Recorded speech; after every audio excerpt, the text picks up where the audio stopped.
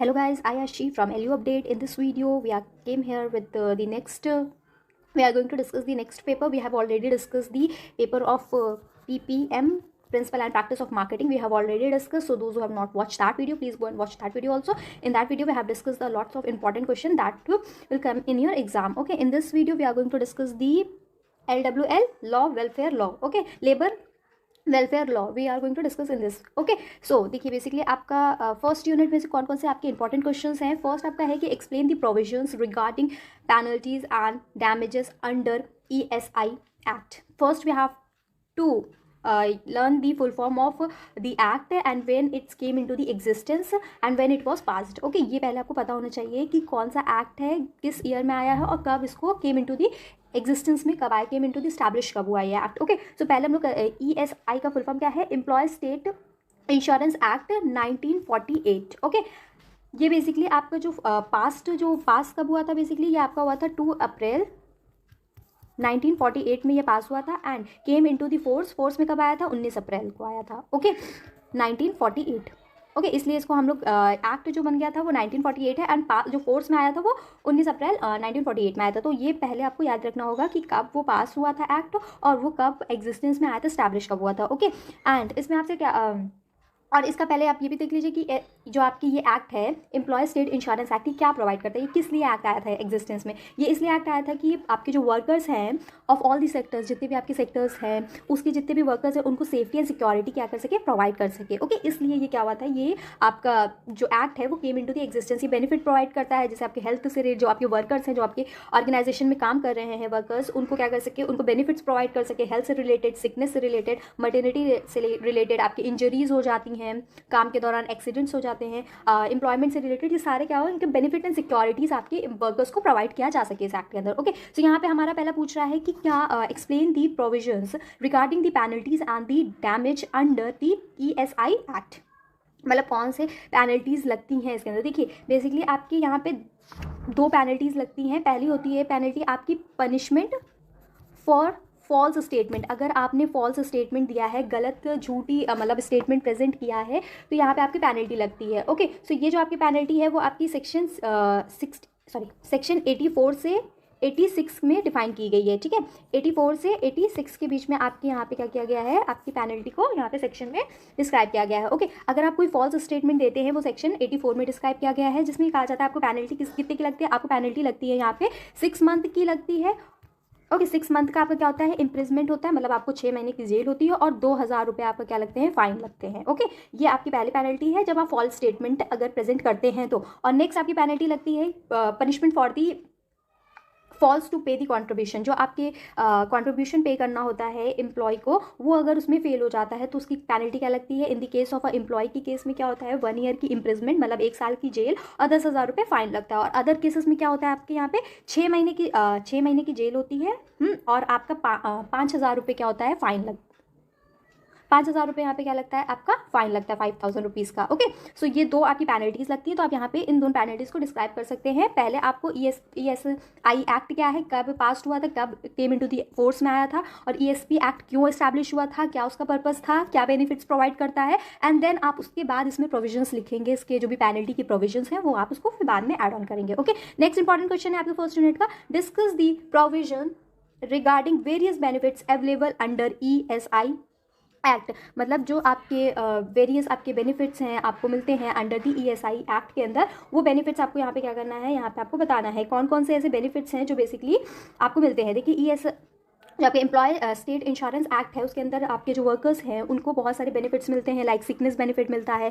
Sickness benefit में क्या होता है, 48 डेज कॉन्ट्रीब्यूशन पीरियड होता है इसमें. ओके, नेक्स्ट जो मिलता है मटर्निटी आपको बेनिफिट मिलता है. मतलब आपको यहाँ पे बेनिफिट मिलता है 24 वीक्स के लिए आपको यहाँ पे बेनिफिट मिलता है. जैसे कन्फाइनमेंट हो गया, मिसकैरेज हो गया या फिर प्रेगनेंसी के टाइम पे क्या होता है, यहाँ पे आपको 24 वीक्स का क्या मिलता है, यहाँ पे बेनिफिट मिलता है. ओके, डिसेबिलिटी है, उसमें भी क्या है, डिसेबिलिटी आपकी 2 टाइप्स की होती है. एक टोटल परमानेंट डिसेबिलिटी होती है और आपकी टेम्परेरी डिसेबिलिटी होती है. तो दोनों में अलग अलग बेनिफिट्स मिलते हैं. डिपेंडेंट, अगर आपके ऊपर कोई आपके जैसे वर्कर है उनके ऊपर डिपेंडेंट भी तो होंगे, उनके फैमिली मेम्बर्स भी होंगे, सो उनको भी क्या मिलती है, बेनिफिट्स मिलती है. ठीक है, और आपको मेडिकल बेनिफिट्स मिलते हैं. ठीक है, यहाँ पे और आपको फ्यूनरल एक्सपेंसेस भी क्या किए जाते हैं, यहाँ पे पे किए जाते हैं. फ्यूनरल एक्सपेंसेस भी दिए जाते हैं यहाँ पे. ठीक है, तो ये सारे क्या है, ये सारे वेरियस बेनिफिट्स हैं जो आपके इस एक्ट के अंदर आपको प्रोवाइड, आपके एम्प्लॉय को क्या किए जाते हैं, वर्कर्स को प्रोवाइड किए जाते हैं। तो आप यहाँ पे हर एक बेनिफिट को ब्रीफली क्या करेंगे, डिस्क्राइब करेंगे। ओके, यहाँ पे नेक्स्ट है आपका right the duties of the medical benefit council under employees state insurance act. मतलब कौन कौन से मेडिकल बेनिफिट काउंसिल्स यहाँ मिलते हैं। तो देखिए बेसिकली यहाँ पे मेडिकल कौन कौन सी बेसिकली यहाँ पे ड्यूटीज़ हैं।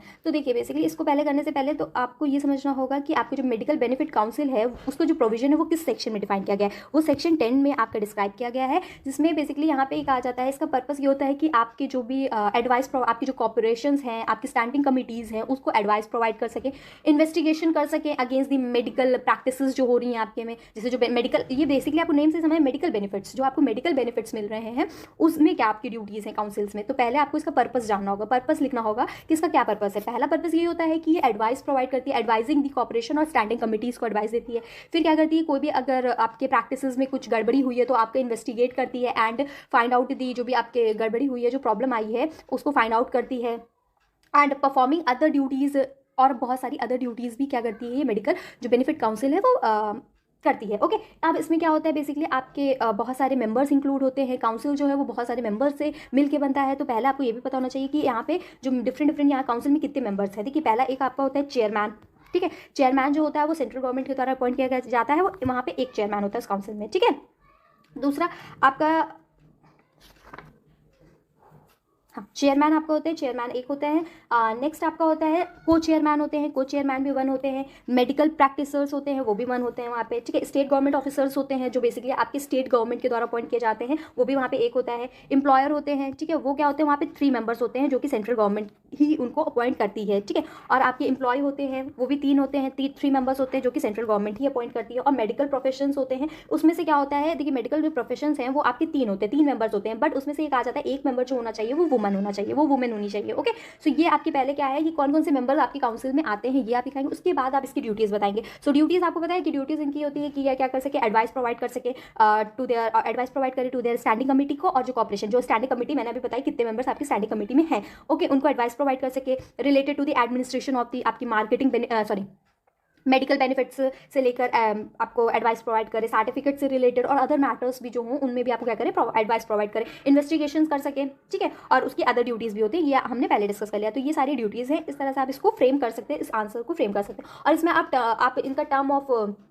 अपॉइंटमेंट भी बता सकते हैं। जो आपके ऑफिसर्स होते हैं इसमें जो मेंबर्स आपके अपॉइंट होते हैं वो कितने साल मतलब कितने टर्म के लिए अपॉइंट किए जाते हैं, कितने पीरियड के लिए अपॉइंट किए जाते हैं, 4 ईयर के लिए क्या किए जाते हैं, अपॉइंट किए जाते हैं। तो आप इसमें ये भी ऐड कर सकते हैं। ओके, नेक्स्ट आपकी यूनिट 2 है। यूनिट 2 में आपका जो है वो ग्रेच्युटी एक्ट है, ठीक है। तो पहले तो आपको ये बताना चाहिए कि ग्रेच्युटी एक्ट कब आया था, ठीक है। तो आपको पहले ये हम करते हैं डिस्कस क्या है ग्रेच्युटी एक्ट 1972 है, ओके। आपका 1972 है। ग्रेच्युटी का मतलब क्या होता है, ग्रेच्युटी का मतलब होता है गिफ्ट, मतलब ग्रेच्युटी मतलब आपका क्या होता है, लमसम कंसिडरेशन होता है जो बेसिकली आपके वर्कर्स हैं उनको at the time of a retirement, जब उनका रिटायरमेंट होता है उस टाइम पे रिटायरमेंट बेनिफिट दिया जाता है, टू देयर एम्प्लॉय को बेनिफिट दिया जाता है, लमसम अमाउंट उनको पे किया जाता है, ठीक है। ओके, सो ये क्या है, ये ग्रेच्युटी होती है। ग्रेच्युटी की पहले आपको मीनिंग बताना चाहिए। उसके बाद इसमें क्वेश्चन पहला क्या है, पहला क्वेश्चन है कि explain the salient features of the gratuity act when an employees is entitled to get a gratuity. मतलब कौन कौन से सेलेंट फीचर्स होते हैं इसमें ग्रेच्युटी एक्ट के। Okay, so gratuity act came into the force on 16 सितंबर 1942 में ये क्या हुई थी, came into the establishment force में आई थी। ओके, सो अब इसमें क्या बताना है आपको, इसके आपको फीचर्स कैरेक्टरिस्टिक्स बताने हैं इसके। तो पहला इसका ये होता है कि जो the payment of a gratuity act जो है वो दोनों आपके जो पार्लियामेंट में हाउसेज हैं, लोकसभा एंड आपके राज्यसभा, दोनों हाउसेज में पास हुई थी और साइन बाय द प्रेसिडेंट। जो आपके प्रेसिडेंट होते हैं वो पता है कि लोकसभा में बिल पास होता है, ये एक्ट पास हुआ था और साइन किया गया था प्रेसिडेंट से। प्रेसिडेंट ने इसको साइन किया था, कब साइन किया था वो भी आप याद रखिएगा, 1 अगस्त 1972 में। ओके, इस दिन क्या गया था, आपके जो प्रेसिडेंट हैं दोनों आपके पार्लियामेंट से पास होके ये एक्ट जो ये साइन हुआ था, ये एक्ट, ठीक है। और ये क्या है बेसिकली, ये जो आपका ग्रेच्युटी एक्ट है वो क्या है, वो extended to whole of India में है एक्सेप्ट जम्मू एंड कश्मीर को छोड़ के। ओके, सो ये आपको याद है, ये इसकी silent feature. And when an employees is entitled to get a gratuity, कब उसको ग्रेच्युटी का बेनिफिट मिलता है आपको ये बताना है, ठीक है। इसमें ग्रेच्युटी का बेनिफिट कब मिलेगा, जब रिटायरमेंट होगी, उसकी रिटायर्ड होगा तब। ओके, नेक्स्ट आपको नेक्स्ट क्वेश्चन है आपका, examine the condition laid down in the payment of the gratuity act 1972 for making employer liable to pay a gratuity act under the act. मतलब यहाँ क्या लिखा है कि examine the condition laid down in the payment of the gratuity act for making employer liable. मतलब employer कब liable हो जाता है कि उसको अपने एम्प्लॉय को या वर्कर को क्या करना है, ग्रेचुटी पे करना है। मतलब क्वालिफाइंग कंडीशन क्या है यहाँ पे, ये पूछा जा रहा है आपसे क्वेश्चन। तो आपको क्वेश्चन को सही से रीड भी करना होगा, इस तरह से भी आपसे क्वेश्चन पूछा जा सकता है। डायरेक्टली आपसे ये नहीं कहा जाएगा कि क्वालिफाइड कंडीशंस लिखिए, इस तरह से भी क्वेश्चन फ्रेम हो सकता है। ओके, तो इसमें ये बोल रहा है कि आपके जो एम्प्लॉयर हैं उनकी कब वो लाइबल हो जाते हैं कि उनको ग्रेचुटी देना पड़ता है, किसको, अपने एम्प्लॉय को। ठीक है, तो इसमें क्वालिफाइंग कंडीशंस पूछ रहा है। तो पहली तो इसमें कंडीशन ये होती है कि कंटिन्यूटी सर्विसेज होनी चाहिए। जो आपका एम्प्लॉय है उसकी जो भी सर्विसेज उसने प्रोवाइड की वो कंटिन्यूटी में प्रोवाइड की हो, नॉट लेस देन 5 ईयर। मतलब 5 ईयर से कम नहीं, 5 ईयर से ज़्यादा उसने कंटिन्यूटी में क्या प्रोवाइड की हो, सर्विसेज। कंटिन्यूटी में मीन्स सर्विसेज मतलब क्या होगा, मीन्स मतलब अनइंटरप्टेड सर्विसेज, मतलब बिना आपके कुछ भी इंटरप्शन नहीं आया, आप कंटिन्यूटी में आप सर्विस अपने ऑर्गेनाइजेशन को प्रोवाइड कर रहे हैं। ठीक है, इसमें बेसिकली जो आपकी सर्विसेज इनइंटरप्टेड ऑन द अकाउंट, मतलब आपकी सर्विस जब आप काम कर रहे हैं उस दौरान पे कुछ ऐसी चीज़ें हो सकती है जो आपकी सर्विस को इंटरप्ट कर सकती हैं, तो वो इसमें इंक्लूडेड है। जैसे आपका सिकनेस, आप बीमार हो गए हैं, ठीक है, उस केस में आपका ये इंक्लूडेड है। ठीक है, सिकनेस हो गई है, एक्सीडेंट हो गया है, या फिर आपने लीव ली है, ठीक है, लीव ली है, स्ट्राइक हो गई है, लॉकडाउन जैसे लग गया था, तो ये सारी क्या है, इन सबको हटा के, ठीक है, अगर आप इन सबको इंक्लूड करके, मतलब ये जो आपको मैंने डिस्कस की है, जो सर्विसेज इंटरप्ट हो सकती है इन सारी चीज़ों की वजह से, इन सबको इंक्लूड करके अगर आपने कंटिन्यूटी में 5 ईयर तक अपनी सर्विसेज प्रोवाइड की है, तो आपको क्या माने, आप क्वालिफाइड हो जाते हैं ग्रेचुटी लेने के लिए अंडर ग्रेचुटी एक्ट 1972 के अंदर। ओके, सो इसमें आप ये लिखना है। नेक्स्ट आपका क्या पूछा है, नेक्स्ट क्वेश्चन है, when is an employ entitled to get a gratuity. ठीक है, When he is disqualified for receiving a gratuity, मतलब ये हमने आपको बता दिया है कि कब एम्प्लॉय इंटाइटेड है ग्रेचुटी रिसीव करने के लिए, मतलब उसने कंटिन्यूटी में सर्विसेज प्रोवाइड की हो 5 ईयर तक, अनइंटरप्टेड सर्विसेज दी हो उसने। बट आपकी जो इंटरप्टेड सर्विसेज, मतलब आप जब सर्विसेज प्रोवाइड कर रहे हैं तो उस टाइम पे जैसे आपको सिकनेस हो गया, एक्सीडेंट हो गया, लॉकडाउन हो गया, स्ट्राइक लग गया, ले आउट हो गया, ये सारी चीज़ें अगर हो रही, ये सब इंक्लूड है आपके उसमें। ठीक है, उसको इंक्लूड करके, ये सारी चीज़ों को इंक्लूड करके अगर आप 5 साल तक सर्विस अगर दे रहे हैं ऑर्गेनाइजेशन, तो आप ग्रेचुटी के हकदार हो जाते हैं। आपके एम्प्लॉय को क्या मिलता है, ग्रेचुटी मिलता है। और क्या होती है डिस्क्वालिफिकेशन, कि आप कब ग्रेचुटी रिसीव नहीं कर सकते। तो पहली तो कंडीशन ये होगी कि आप ग्रेचुटी कब नहीं रिसीव कर सकते, अगर आपने कंटिन्यूटी में सर्विसेज नहीं प्रोवाइड की हैं, और आपने अगर सर्विसेज प्रोवाइड भी की हैं तो वो 5 ईयर से कम की हैं। ठीक है, 5 ईयर से कम की सर्विसेज आपने अपनी ऑर्गेनाइजेशन को दी है। ठीक है, पहला तो ये केस हो गया। और दूसरा ये केस होता है कि क्वालिफाइंग कंडीशन, जो आपकी क्वालिफाइंग कंडीशन है, may not apply on the disable. और डेथ केस में क्या होता है, डिसेबिलिटी और डेथ केस में ये क्या होती है, क्वालिफाइंग कंडीशन नहीं अप्लाई होती है। ये क्या है, ये डिस्क्वालिफिकेशन है। ओके, ग्रेचुटी की। तो ये आपका नेक्स्ट आपका क्या है, नेक्स्ट यूनिट है आपकी third unit. Okay, third unit आपकी है, थर्ड यूनिट में क्या है आपका, employ provident fund. Okay, employ provident fund में हम लोग क्या करेंगे, यहाँ पे आपका फर्स्ट क्वेश्चन क्या लिखा है, एम्प्लॉय प्रोविडेंट फंड एक्ट आपको पता है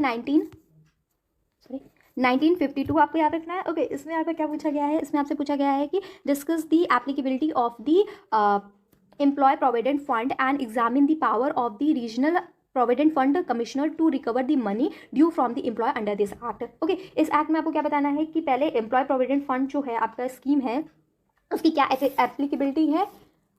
ओके, ये आपको डिस्कस करनी है, इसकी कौन कौन सी आपकी एप्लीकेबिलिटी है। और नेक्स्ट आपको इसमें ये बताना है कि जो आपकी प्रोविजन, जो आपके कमिश्नर होते हैं फंड के, जो आपके कमिश्नर होते हैं, उनकी क्या बताए रिकवरी, वो कैसे आपके एम्प्लॉय है, अगर उसने एम्प्लॉयर ने अगर अमाउंट जो आपका ड्यू रह गया है अगर उसने नहीं पे किया है अपने एम्प्लॉय को, तो आप कैसे उससे, जो आपके कमिश्नर है वो कैसे वो ड्यू अमाउंट को रिकवर करवाएंगे इससे आपके एम्प्लॉयर से। ओके, सो यहाँ पे आपको पहले ये बताना है कि पहले एप्लीकेबिलिटी क्या है आपकी इस एक्ट की, और आप इसमें सेलेंट फीचर्स भी इसके लिख सकते हैं। ये एक्ट कब आया था आपका, ये एक्ट बना था 1952 में बना था। ओके, ये आप बता सकते हैं इसमें।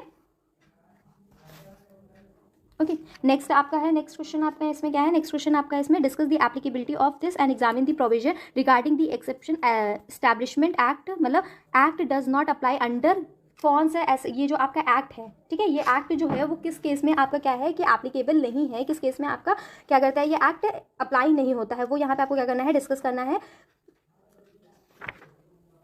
ओके, नेक्स्ट आपका क्वेश्चन क्या है इसमें, नेक्स्ट क्वेश्चन है एग्जामिन द एप्लीकेबिलिटी, मतलब वही फर्स्ट क्वेश्चन से रिलेटेड है कि आपको एप्लीकेबिलिटी आपको पता होना चाहिए कि कब कब आपका ये एक्ट जो है वो अप्लाई होगा, कब वो एप्लीकेबल होगा ये एक्ट आपका। ओके, एंड नेक्स्ट आपका क्या है यहाँ पे, पेनल्टीज़ आपकी कौन कौन सी यहाँ पे बेसिक पेनल्टीज़ लगेंगी आपके एम्प्लॉय के ऊपर और एम्प्लॉयर के ऊपर यहाँ पे।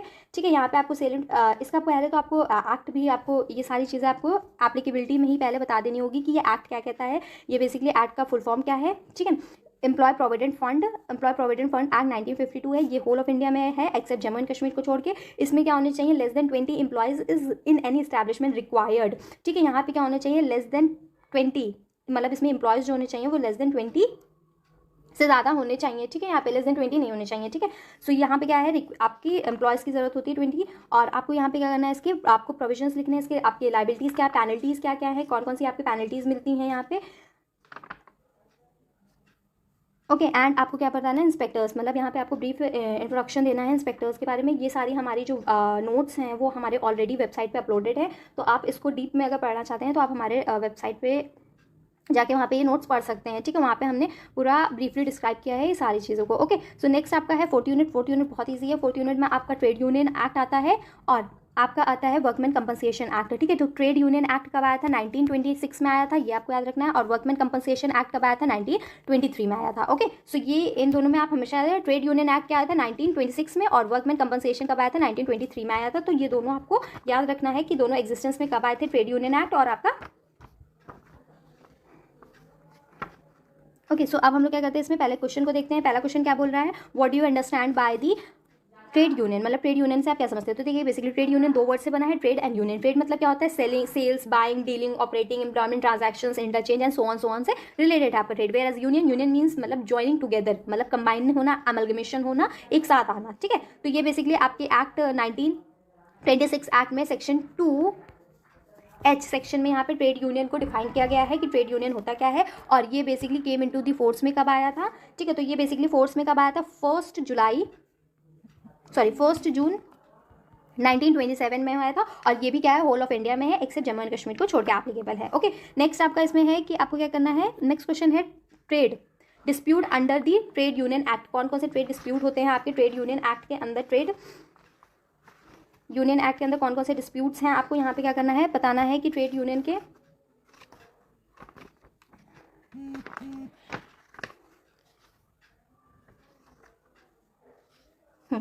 ट्रेड यूनियन डिस्प्यूट्स मतलब यहाँ पे आपको बताना है कि एम्प्लॉयर और एम्प्लॉय के बीच में कौन कौन से ट्रेड यूनियन आपके डिस्प्यूट होते हैं।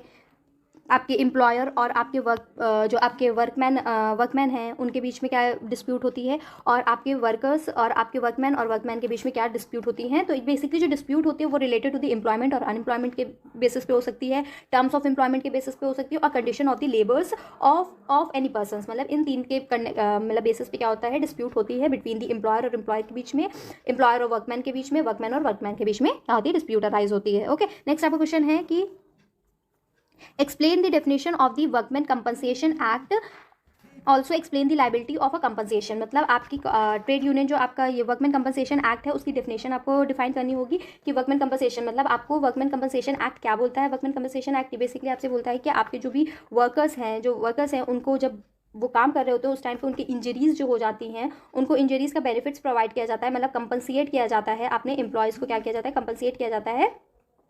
तो ये हमारा किस में आता है, आपका वर्कमैन कंपनसेशन एक्ट में आता है, ठीक है।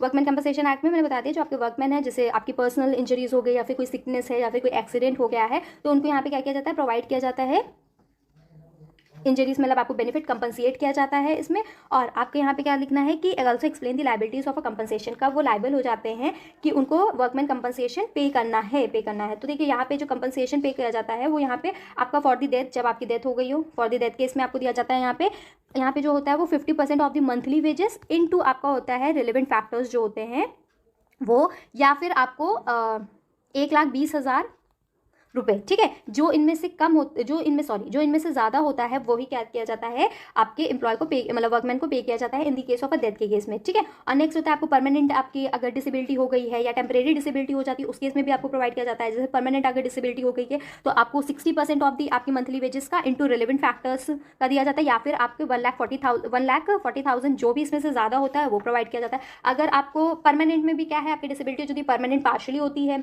उसमें क्या प्रोवाइड किया जाता है वो सारी आप चीज़ें देख लेंगे। और आपका क्या है, टेम्परेरी डिसेबिलिटी होती है तो आपको क्या प्रोवाइड किया जाता है, कितना आपको अमाउंट दिया जाए, कितना आप कंपनसेट किए जाते हैं, किस बेसिस पे कंपनसेट किया जाता है। फ्यूनरल एक्सपेंसेस दिए जाते हैं 10,000 रुपये के यहाँ पे, ठीक है। तो डिफरेंट क्या है कि आपको कंसिडरेशन मिलता है, कंपनसेट किया जाता है टू देयर वर्कमैन को कंपनसेट किया जाता है इस बेसिस पे, ठीक है। तो ये आपका पूरा का पूरा होल यूनिट का इंपॉर्टेंट क्वेश्चंस थे। आई होप क्या आपके लिए ये वीडियो बेनिफिशियल होगा एंड ये क्वेश्चंस आपके लिए आपके एग्जाम के प्रिपरेशन में हेल्प करेंगे, okay. And if you like the video and if you think that this video is beneficial for you, please click on the thumb button and like our video and subscribe. If you are new to our channel, please subscribe our channel.